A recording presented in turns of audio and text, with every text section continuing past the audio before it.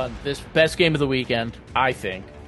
It's a Friday nighter at the Surf Club. I'm going with Fairfield Prep. They're so talented top to bottom. I'm going with Prep.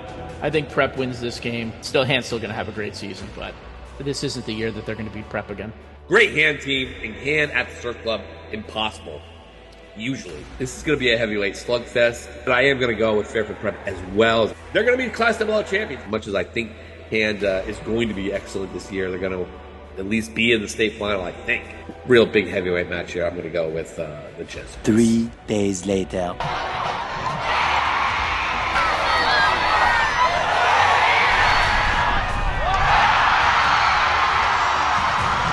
Sometimes to win a great game, you have to be willing to lose by 60. And we came in with that mentality. We're going to take some shots and, try to slay Goliath. And that's what we did. We're David, they're Goliath. They're one of the biggest teams in the SEC. We have 390 boys in our building. 390 boys. And we stepped up, and we'll bring the fight to anybody. All week. This is our time. This is our game. We're going to play all out like we did. And we really left nothing on the field, and that's what we were saying all week. Leave it all on the field, and that's what we came out and did. Hello, everybody, and welcome once again to the Meat Grinder, your weekly dose of high school football in Connecticut. And I'm your host, Sean Patrick Bowley. With me, as always, is Pete Paguaga. Peter, how are you? It's week 3 coming up. Yeah, just a whirlwind of week 2. A lot of crazy finishes, a lot of eye-opening games, a lot of teams that we need to start taking seriously, and just can't wait to get going again on this episode, and obviously week 3 this weekend. Yeah, it's a bunch of crazy results. We'll get to them. But just before we start, remember, if you like our show, you like the Meat Grinder and GameTimeCT, you follow us on YouTube, make sure you subscribe and like and follow the show wherever else you get your podcasts. Also, leave us a rating on Apple Podcasts. It really does help. And at the top of the show, Pete, the carnage at the Surf Club. You heard Pete and I singing the praises of Fairfield Prep. The Jesuits this, the Jesuits that. I had a mea culpa. Maybe I should have picked them to win the Class AA championship. And the final resort, Hand 34, Fairfield Prep 3. Just an obliteration by the Tigers on their home turf. And Pete and I with a lot of just omelets on our face after that. Just a thoroughly destruction. We didn't get a lot from Fairfield Prep. We got a lot of Daniel Hand. Pete, you were there. You thought it was the game of the week. I was envious of you. It was the game of the week. It should have been. But man, what happened? Is Hand that good? Or is Fairfield Prep just did not get off the bus? I'm still trying to find words for what I watched on Friday night. I mean, it was an old school butt kicking. From start to finish, Hand just dominated that game. And let me tell you, before I get into the real weeds of this game or the play-by-play, I was more popular than Madison first select person Peggy Lyons on Friday. Everyone wanted to tell me how wrong I was throughout that entire game. It was at one point I was walking through the end zone, behind the end zone to get to Hand sideline at the end of the game. There was a student, filming video for Hand. He's like looking at me. He's like staring at me. And I'm like, oh, he wants to say something, let's see if he'll say it. As soon as I walked past him, he goes, you should have picked Hand. And I turned around and I was like, what? Like, you can talk to me, and we talked for a little bit, and he wasn't the only one who was giving me the business. But man, that was just, I tweeted it out. I just couldn't find a word for how great Hand played, but in that first half, they were flawless. And it was a flawless game plan. Everything worked right off the bat. They go right down the field. Calandrelli just leads a nice drive down the field. They punch it in for a touchdown. Prep throws an interception on their next drive. Hand goes down the field. They get held. 3 snaps later, safety, 9-0, boom. And Hand just controlled the game. They ran a hook and ladder to an offensive lineman. They ran a running back pass from Owen Donahue to Quentin O'Day for 41 yards for a touchdown. They got every third down conversion. They converted on every trick play, every wrinkle They converted. Prep couldn't do anything to stop them. And then on the flip side, Prep couldn't get anything going offensively because Daniel Hand just decided we're just going to take Finbar Malloy out of this game. We are just going to put 2 guys on him. We're going to blanket him. We're going to put someone over him. We're going to put someone under him. We're just going to let everyone else try to beat us, and they couldn't do it. And I think this is a big moment for both teams. Hand, feel yourself, enjoy it. You put everyone on watch, and now everyone's going to be coming for you guys. Not that they weren't already. But 2, this is a crossroads moment for Fairfield Prep here. You want to go down the road and be a 4-6 team that gets into the playoffs and, maybe causes some excitement at the end of November, fine. You guys want to go win a state championship, you need to recover, recuperate, and give it to Trumbull on Friday. Because that Fairfield Prep team that I saw on Friday, they might be a playoff team because the way the system, the broken system works, but that is not a championship team. They look not very good. And they have a lot of things that they need to clearly, adjust and figure out. And look, we've seen them do this before. But I just thought this was the year the team would be past that. And, man, I had a parent come up to me at the end of the game, which, I guess this is, fun. They, let all the fans on the field after the game, after, Coach Becker talks to the team. Yeah, that goes way back. Yeah, I know. It's just, it's just a mess. Because, look, if you know Coach Eric Becker, he's going around shaking everyone's hand like he's the mayor. And it was impossible for Ned and I to find him for the interview. But a couple of parents were like, hey, we watch the show. We love what you guys do. So are you going to give us credit, or are you going to say that Prep's not as good as we thought they were? And no, Hand is pretty darn good, and they really showed it. But I was stunned. I wasn't surprised that Hand won. I was there last year. I was stunned by how dominant Hand.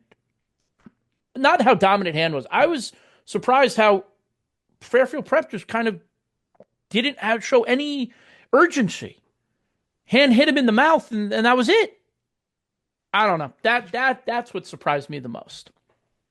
It's a crazy score. I mean, I was watching I was over at North Branford Cromwell. Cromwell beat North Branford 21-14 in a pretty interesting Pequot game. But all eyes were on the Surf Club that night. And, when I kept seeing the results coming, it was just like, oh, jeez. Man, I'm not going to show my face in Madison for a while.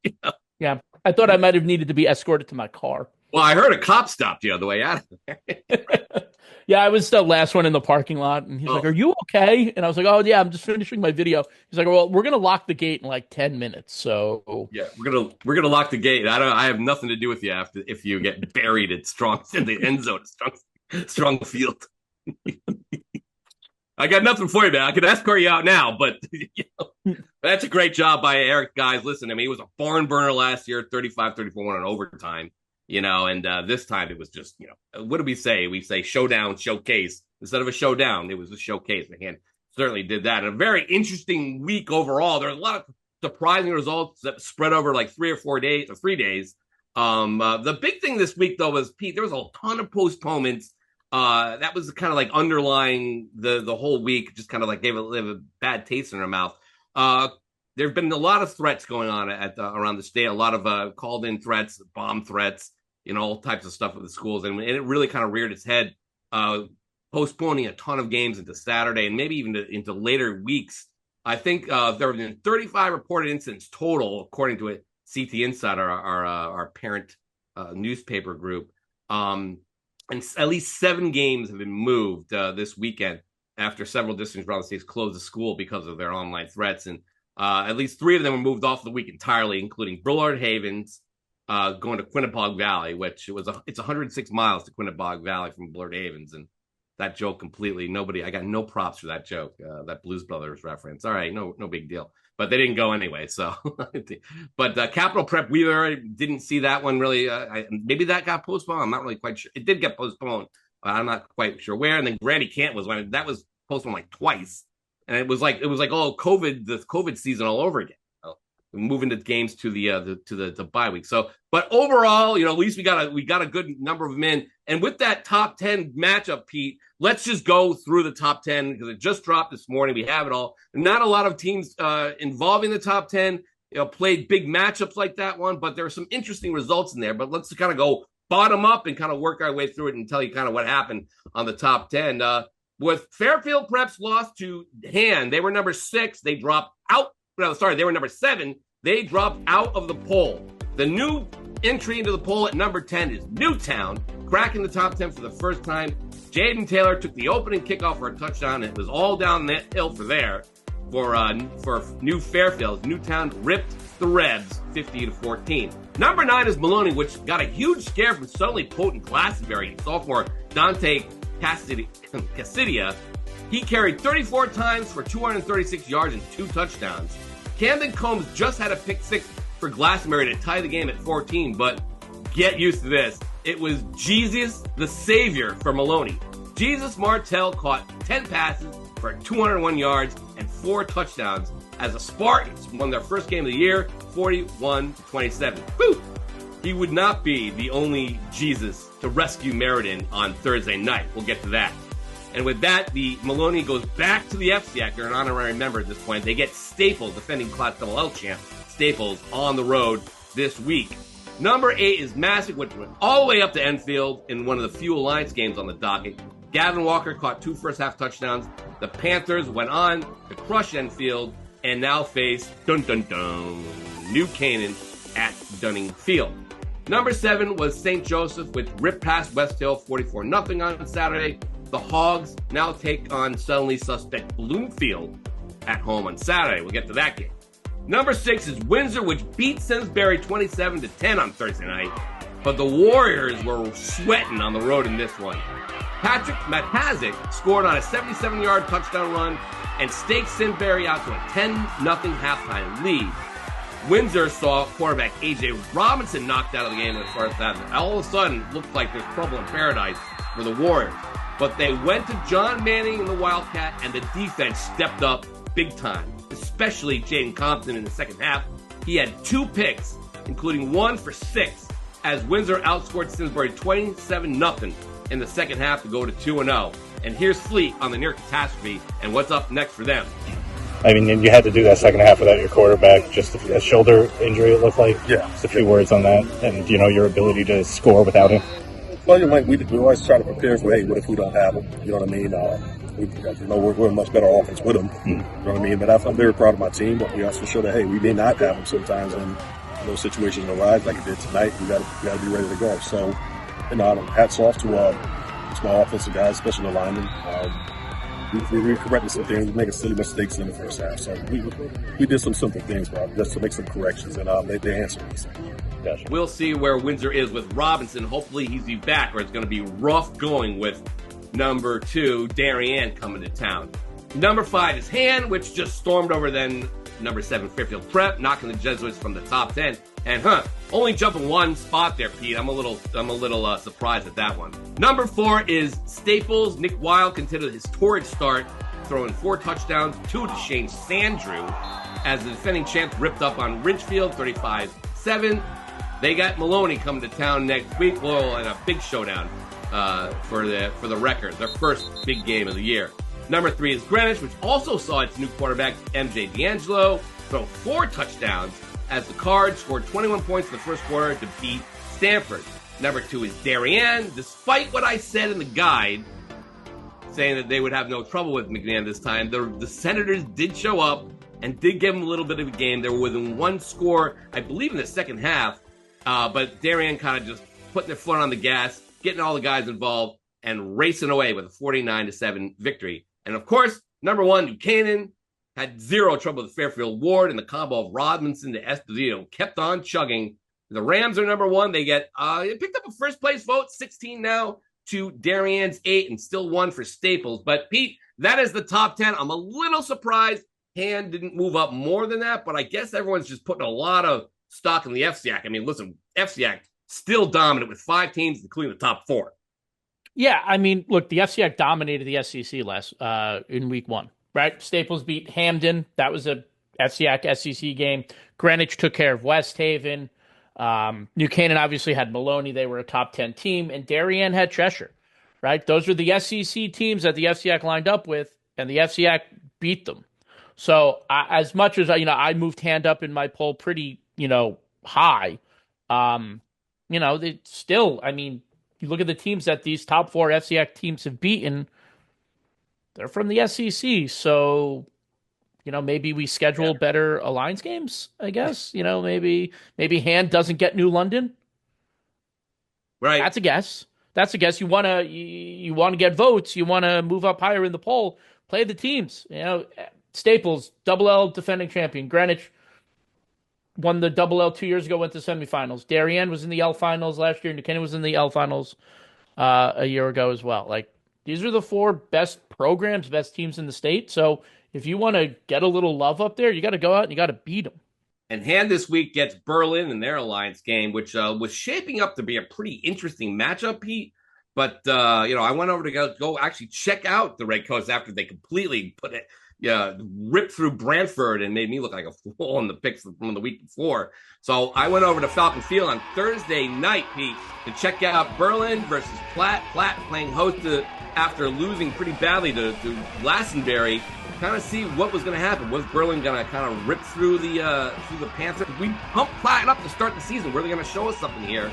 So there we are. It looked like for a while, for 3 quarters at least, it was a huge defensive struggle, and it was being won by the Berlin defense.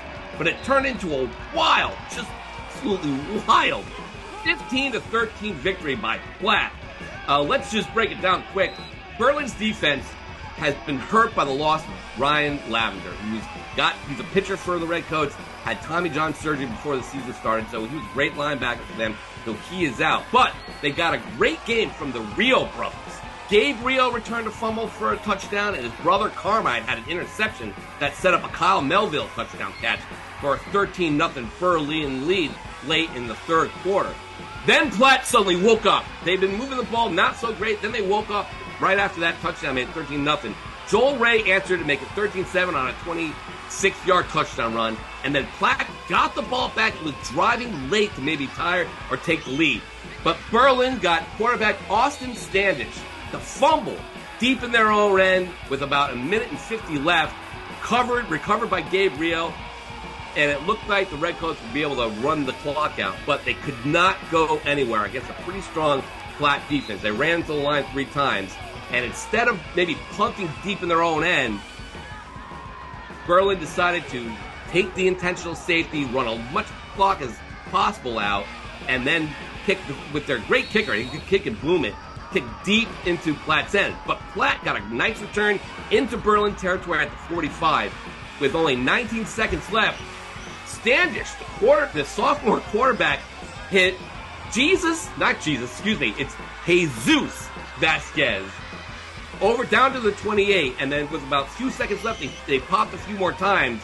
They had 2 seconds left for one last play, and Standish found Jesus Vasquez wide open in the right side of the end zone with 2 other teammates there and 1 Berlin defender for the 28-yard touchdown, and bedlam at Falcon Field as Platt just pulled out an absolute prayer. And, they woke up late and they won this game, a huge, huge game. And afterwards, you talk to Jesus. There's not just one Jesus in town, and there's not just one good football team in town, and according to Jason Brune. Pretty much all game, kept my team in place. I told him, never put your head down,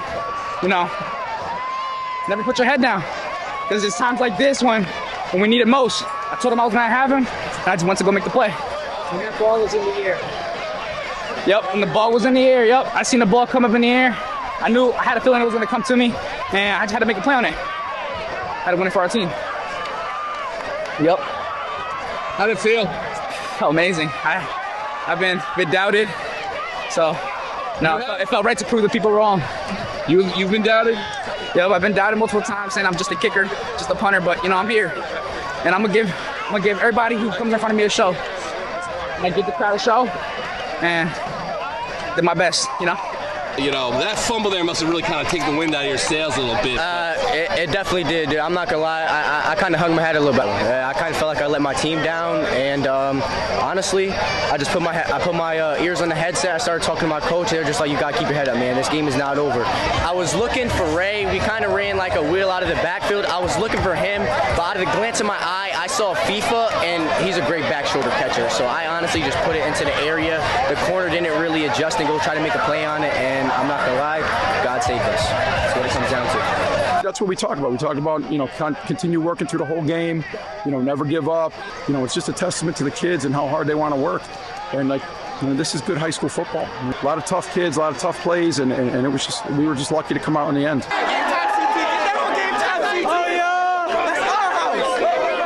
I feel like you guys kind of get a little overlooked recently. Listen, I don't want to talk bad about the press. They get all sensitive and whatnot. So we'll just say the eyes haven't been on us. I think we have a pretty good program here. We play some tough teams, and we're just going to keep working. And listen, at some point, I know Pete likes us. I don't know about anybody else. So after Pete, who else do you really need? So we're just going to keep working, and we're going to see. In the end, we'll see where we stand. Yeah, and there's Jason giving me the business a little bit there. I don't know what I did. I thought you covered Maloney more than I did. He's killing me, and I don't know. Listen, I'll take it. They were all fired up.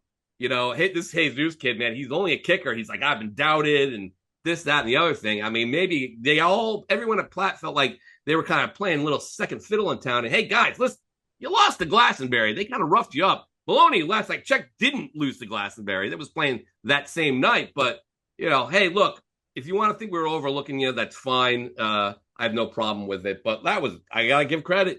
Pete, that was an insane victory by your boy, Jason, who loves you, by the way. Loves you, even though you're all over the Maloney train. I don't know. That was great to see. I mean, look, I was originally supposed to go to that game. And you were like, hey, I already saw Ansonia. Like, you want to switch? Right. And I was like, yeah. Like, Seymour is a much easier drive for me than going to Meriden and to do it 2 weeks in a row. So I was like, yeah, of course I'll switch. I'll be a good team player.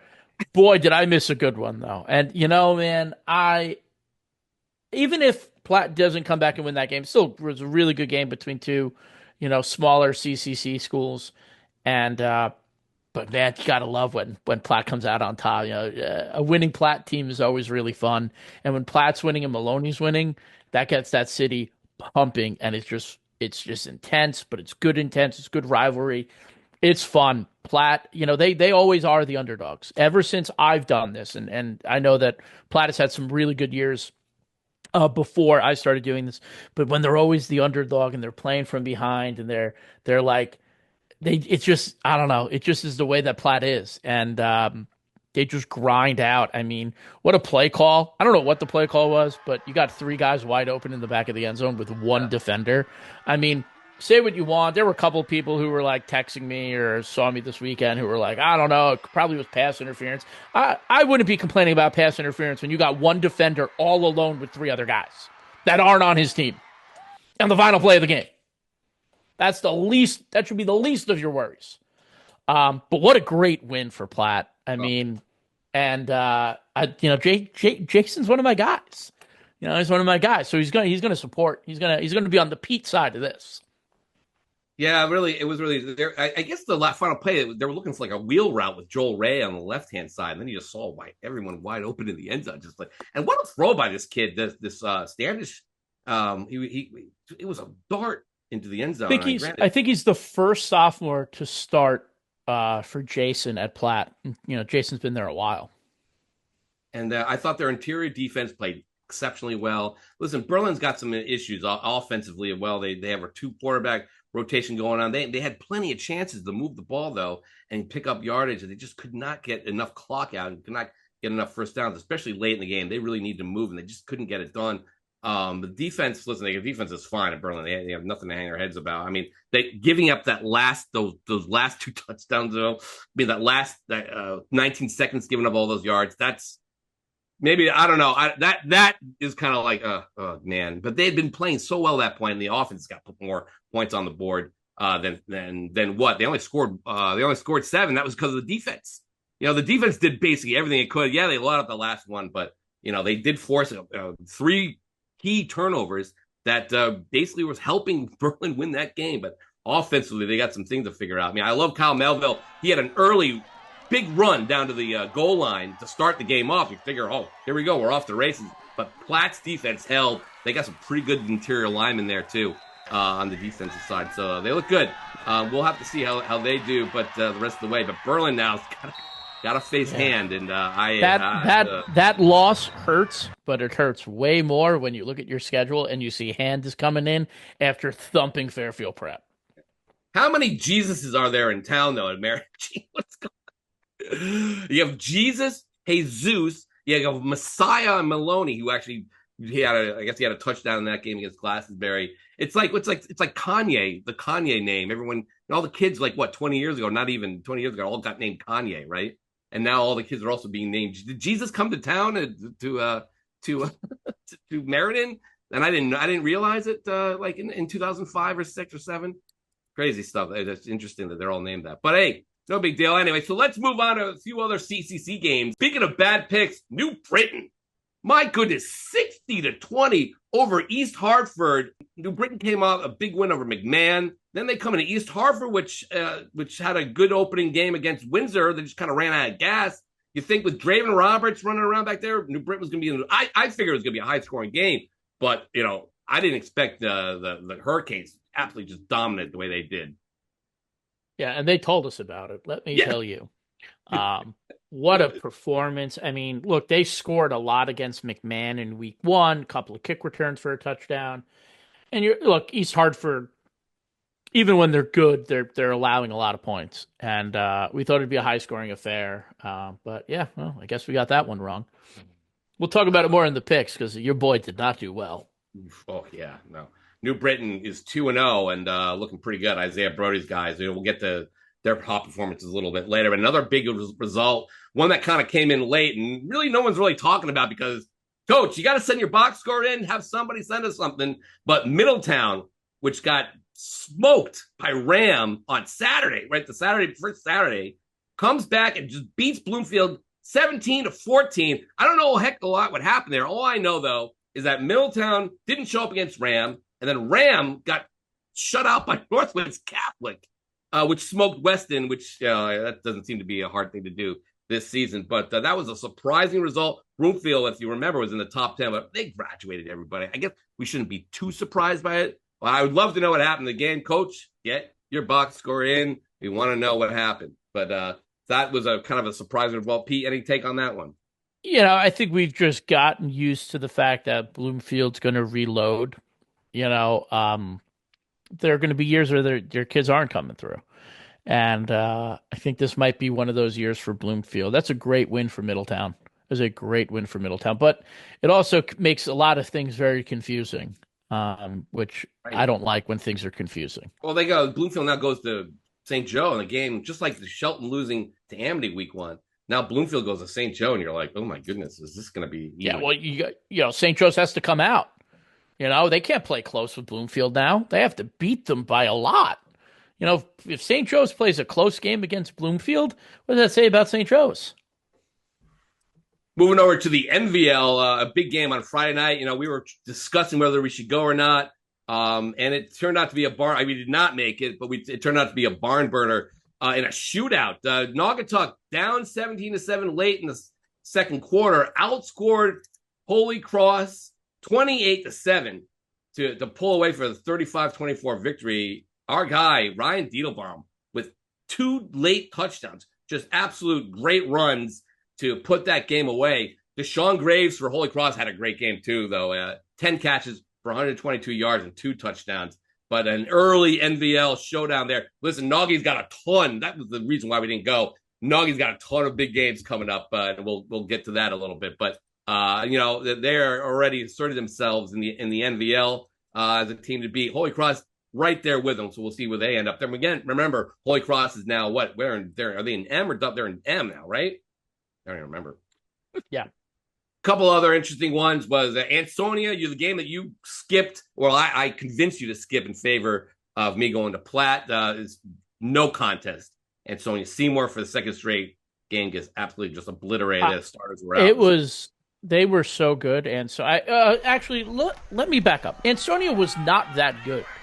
They made a lot of mistakes. They took a lot of penalties. There were a lot of guys in the wrong places, yet they still dominated Seymour. And I know everyone's saying this is a rebuilding year, all this stuff going on at Seymour. Ansonia did not play super well in that game. and they just flat out dominated Seymour. They're good. They're Ansonia. I don't really know what to say about Ansonia until they play Naugatuck, maybe, or whoever they get in the playoffs. But that's weeks down the road. So next week should be interesting though with Ansonia. Yeah, we'll see. It's been a long time since Watertown beat Ansonia. Moving over to the Pequot, Pete, that was the game I went to on Friday night. Cromwell, Portland, and new coach, old coach, Sal Morello, taking over for Randall Bennett after going to the state. Bennett took him to the championship last year and won a state championship in 2021. Now the guy who started the program coming in to help keep the thing going. Now remember, Morello spent the last 10 years or or so as the head coach at Middletown, and I was really anxious to see how they would do on the road after going down 2 scores to Coggins, going now on the road to face Tommy Hansen, AJ Siegel, and North Branford. Big showdown game, but Tyler Cipolla came out firing. He scored on a 73-yard touchdown run on the first play from scrimmage, making a huge statement early. He also scored on another run on the next possession. And they also have Vaughn Payne, 6'5", receiver, whose brother Victor was a basketball star, did not play football for Cromwell, but Vaughn Payne with a big touchdown catch, 20-0 Cromwell late in the first half. North Branford finally kind of got off the deck, though, and A.J. Siegel scored on a big run up the middle, and then later on in the game, he threw a touchdown pass to Michael Galtieri, 23-yard, to get within 20-14. They also had a couple of big stops themselves, North Branford. But when the game came down to the line, Tyler Cipolla just could not be stopped. He carried 9 straight times to close it out and finished with 31 carries for 233 yards and 2 touchdowns to give Sal Cipolla and the Panthers a 2-0 start. And here's Cipolla, who's all fired up with the big victory over North Branford, a team that I have pegged to go to the Class S final. All he says, we had to come here and handle business, and that the whole team believed that, and that's just what we did. We had to work for it, but that's what we did. We're a second half team. We go the extra mile in practice. We're coming out here this year to make a statement. We just got a lot to prove this year. It feels great, but every time we come here, it's a tough football game. Back 15 years ago, every time we come here, those are tough, gritty kids. But I love the way we answered today. I mean, we came out, we told them we had to come out fast. Yesterday, last week we fell behind 12-0. I said, I can't fall behind 12-0 against these guys. So, we hit first, but we knew at some point they were going to break something, and they did. But I'm most proud about our kids keeping their poise tonight and never really seemed to get rattled. You also heard a little bit there from Sal Cipolla. It feels nice to be back. The program he started all those years ago, I think it was 2001, and he won a state title there in 2009. He coached Randall, and he had a really good run there. Now back, feels good, and a really nice job by Cromwell Portland. And North Branford, still waiting to win that big game, Pete. They just, again, they finished 5-5, really disappointing last year. And they look good at time, but as Anthony Salvati said, they're still young in spots. Sure, they have Hansen. Sure, they have Siegel. They're going to be good, but can they get over that hump? It's really been kind of tough for them. Yeah, it's been, I don't know if disappointing is the right word. They just have so much talent, and, we just have such high expectations for them, which may be fair, unfair, and, you're just waiting for them to have that breakout, and not that time's running out because it's only week 2, but, it just, I think we felt like we've been, Tommy Hansen, we've been all about for his 4 years, Siegel since last year. So we're like, come on, guys, let's win a big one here. Yeah, that was the big game in the Pequot of the Friday night. Also, you saw Ellington defeating Coggins 20-19 in overtime, and HK beating Stafford 21-7. That was kind of an eye-opener there. Moving on over to the SEC, there were a couple big ones that really, oh my goodness. Let's start over at Wallingford, another game that I thought about going to. Sheehan defeats Xavier 31-28. They were up pretty big, 24-7 early, but Xavier behind Ali Obi rallied to take the 28-24 lead. But Jake O'Brien had a great game. He threw 463 yards and 2 touchdown passes, and he scored the game-winning touchdown on a 6-yard run with 3:14 remaining. And Sheehan, Pete, now 2-0. Xavier 0-2 after just a brutal loss against Bunnell, they didn't get off the bus here until late against Sheehan, and it kind of bit them in the rear end. They just could not complete the deal. 0-2 for Xavier. With the schedule they have, that's big trouble. But Sheehan already looking like a state title contender. Sheehan shouldn't be playing Xavier. Xavier shouldn't be playing Sheehan in football. Xavier shouldn't be losing to Sheehan in football either. What a great win by the Titans. Hats off to them. They are a state championship contender. They are one of the best small schools in the state. But that is a loss that you cannot have, Xavier. Yeah, and given all the Sheehan losses from last year, the guys who transfer. I mean, they're on a mission, Pete. I feel like Sheehan's on a mission. Like you said, beginning of the year, they feel like they kind of got jobbed, and maybe they did in that. They did in that Class Double S semifinal, but they're on a mission. It looks like so. But again, yeah, that's a tough one for Xavier. Another one was Law beating up an Erding, West Haven, 41-33. Notre Dame came out of the gates looking pretty good in their opening win over Trumbull. But Law just giving them the business in that game. Wasn't even close. It was as close to the score. West Haven also dropped Shelton to 0-2 for the first time since 1990. My goodness gracious. I don't know when the last time we were 0-3, but Shelton plays East Hartford in their both a pair of 0-2 teams that probably shouldn't be 0-2 in their next game. So that will do it for the SEC. And just quickly, just a shout out to Whipper Cross breaking their 1 year losing streak, beating Bassick, which hasn't won, I think, since 2019 or 2020 or there, but it's been a long time for Bassick. Moving quickly over to the SWC, Nick Tarantino has Bethel 2-0 for the first time in 10 years as they beat Notre Dame Prep. Maybe we should go back to Notre Dame Fairfield, guys. 21-7. That was a big result for the Bethel, which really hasn't been 3-0 since, I'm trying to think now. I mean, maybe like in the late 2000s. I don't really know. But Bethel back on the men here with Nick Tarantino as head coach coming over from Newtown. SEC and the Alliance, coming back a little bit at a 3-0 weekend. The eye-popping one was Guilford and Caden Hilliard smoking Pomperong 49-20. You also have Bunnell. NFA has not scored a point this season. Jeez. Oof. My goodness. They crushed them. Over in the FCAC, Pete, we had Trumbull rallying to beat Danbury. Woo! It looked like they were going to sink to 0-2. They needed that one bad. Danbury, in two competitive games, 0-2. That's a tough one. But the big result was Norwalk. Norwalk beating Wilton 21-19, rallying back. Mason Rena threw for 261 yards and 2 touchdowns. 32 yards to Phoenix DeNoro and 62 to Ethan Hudson in their comeback victory. They blocked a field goal that would have tied the game late. My goodness, great job by Coach Forget and the Bears. They're playing at McMahon. They won't have a home field for the next 4 years or so. And that's a great job of them. They, we didn't think they had it in them. I'm singing Wilton's praises after hanging with Massick. Pete, what do you make of this game? I think, that is, like you said, hats off to Mike Forget. He can coach. Not that we were under the impression that he couldn't, but, this is a Norwalk program that's been down the last couple of years, have had good players, but really putting it all together. And, we talk about Wilton all the time on the show. They're one of the better programs, one of the better coach teams in the state. And for Norwalk to come out with a win in that one, Coach Forget, I don't know if you got the mail yet, but there's an 8-ball.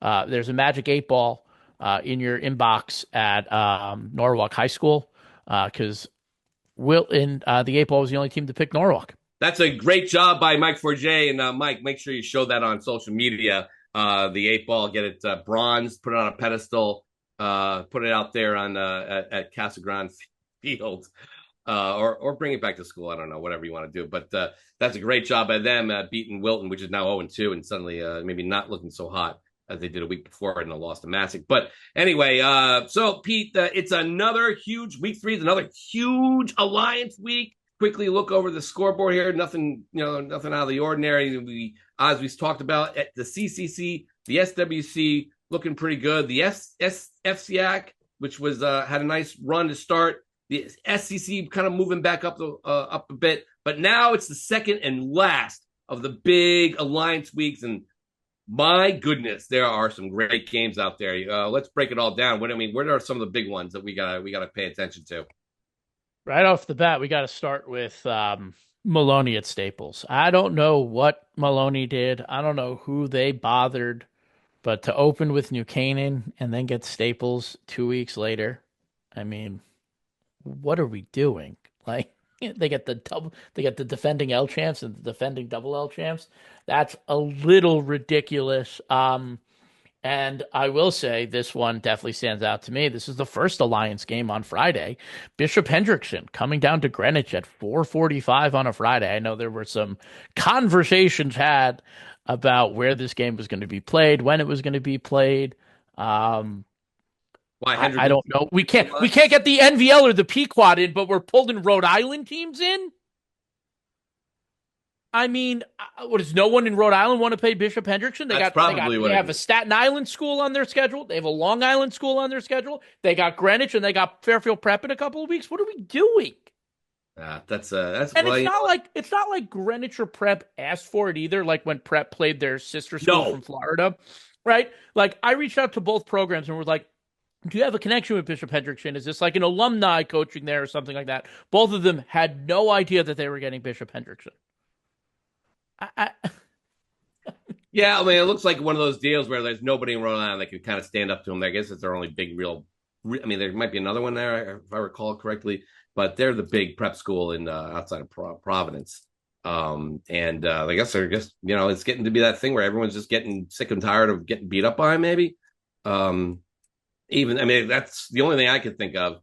It should be an interesting game, but I don't know why. Nobody can they play each other? Jeez.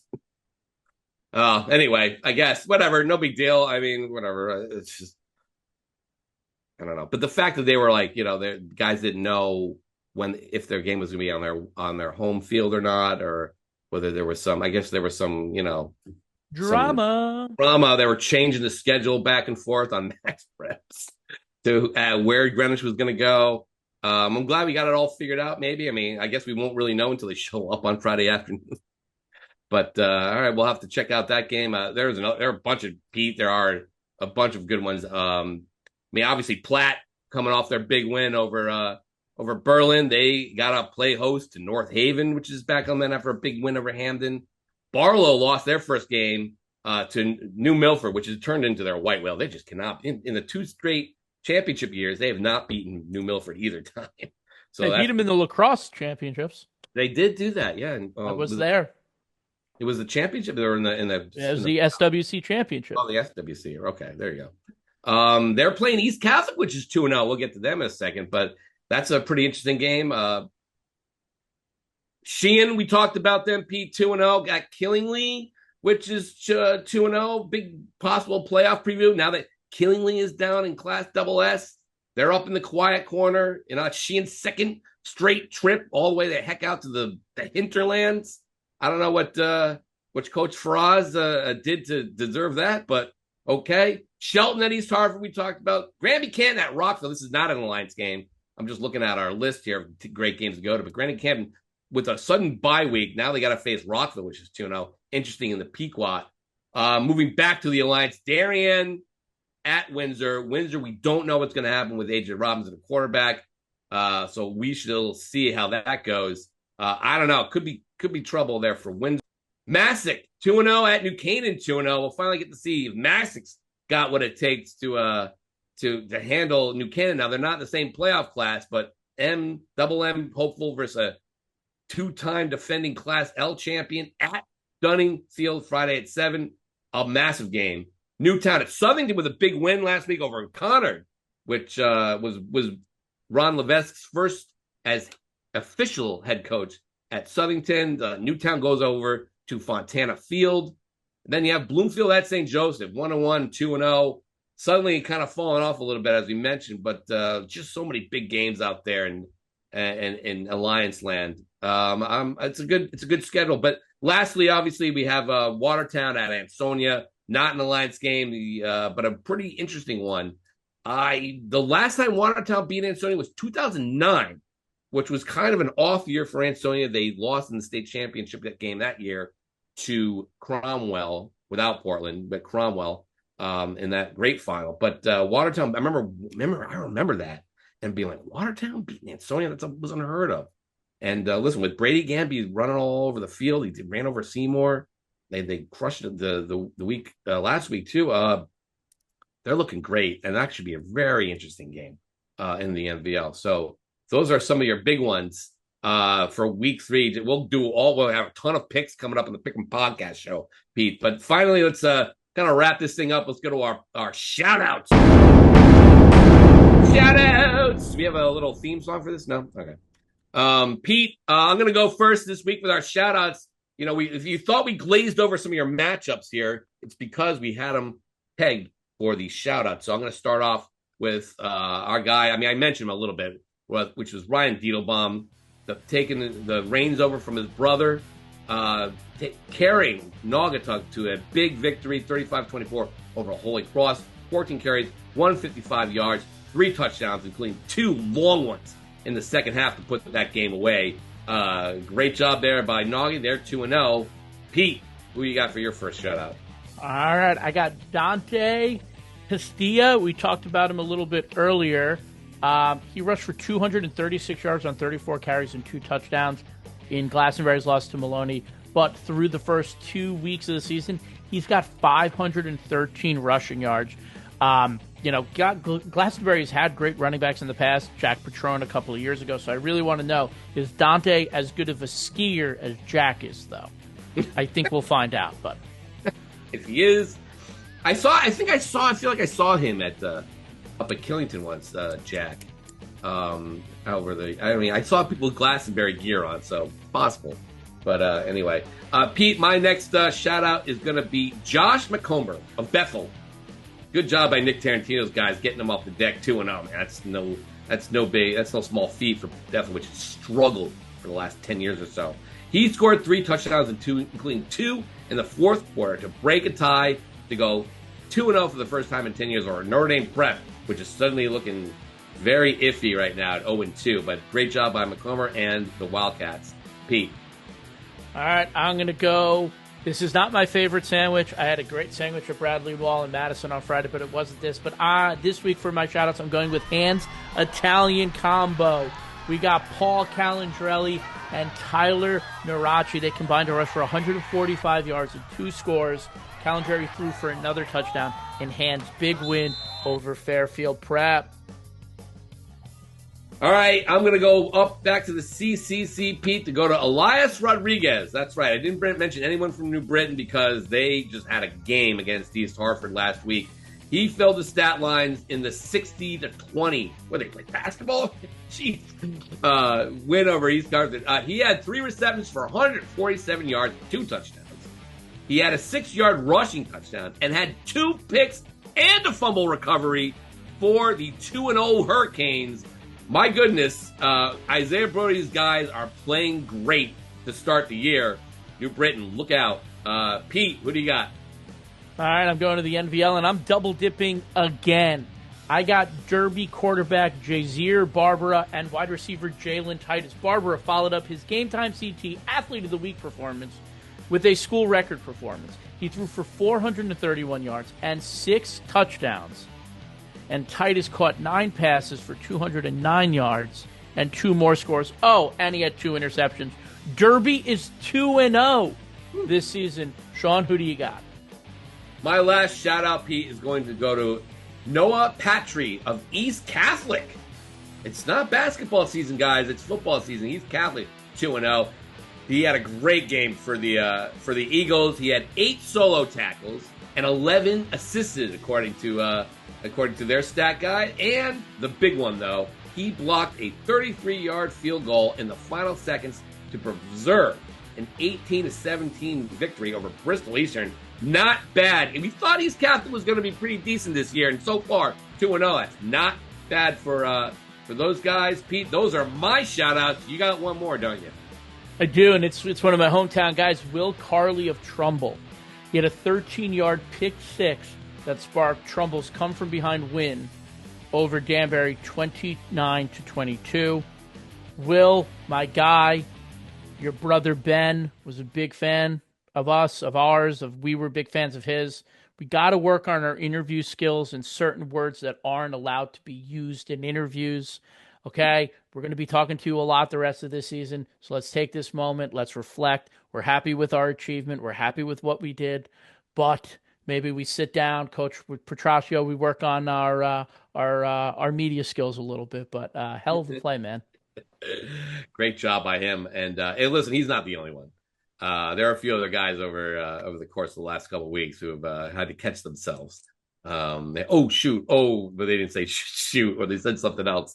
Listen, guys, we know we're dealing with high school students, and we just these are teachable moments here. I think dealing with the media and knowing how to speak publicly when those Klieg lights are on, you gotta make sure the locker room talk stays right there in the locker room. Anyway, Pete, those are the shutouts. Really nice week 2 going up. I feel like there was a lot that happened, and nothing compared to the week we have ahead of us. Big time. I don't know where I'm going yet. We haven't even decided. We got a lot to do this rest of this week to kind of figure out what we're doing. But coaches the coaches corner coming up this week. We also have the pick'ems on Thursday morning. Be sure to check that out. See how Pete and I can embarrass ourselves further after this week. My goodness. So don't forget to like and subscribe and all that good stuff. And send us. You know what we're gonna do? Last thing I'm gonna say is maybe we'll pull out the mailbag for next week, huh? I think we're going to pull out a little mailbag action. If you have anything to say, questions you'd like us to answer, we'll do our best. Make sure you comment below on the YouTube page, and we'll do our best to answer the best one. I'm not going to get to every single one. Make sure it's clean, guys, please. Make sure we're nice and respectful, just like the kids that we just admonish for maybe not being so much. Anyway, that's a podcast this week. For Pete Paguaga, I'm Sean Patrick Bowley. This has been the Meat Grinder on GameTimeCT. Love you all.